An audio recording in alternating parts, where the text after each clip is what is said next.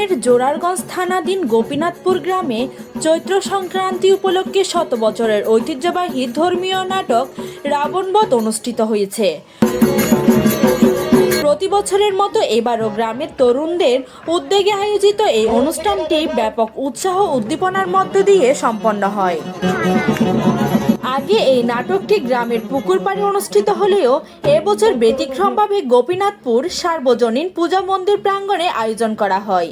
এতে গ্রামবাসী সহ শহর থেকে আসা দর্শনার্থীদের উপস্থিতিতে পুরো এলাকার লোকারণ্য হয়ে ওঠে। দর্শকদের ভিড়ে তিল ধারণেরও জায়গা ছিল না। অনুষ্ঠানকে ঘিরে বসে একদিনের গ্রামীণ মেলা, যা উৎসবের আনন্দকে আরো বাড়িয়ে তোলে। স্থানীয়দের মতে এই আয়োজন শুধু ধর্মীয় নয়, বরং গ্রামীণ সংস্কৃতি ও ঐতিহ্যের একটি গুরুত্বপূর্ণ অংশ।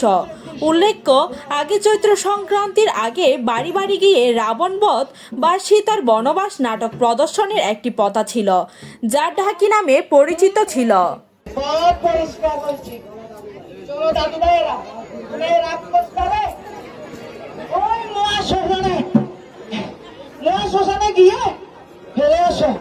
তবে অর্থ সংকটের কারণে সেই প্রথা এখন আর তেমনভাবে দেখা যায় না। তবুও 100 বছরের এই ঐতিহ্য ধরে রাখতে গ্রামবাসীর এই উদ্যোগ প্রশংসনীয় বলে মনে করছেন স্থানীয় সচেতন মহল।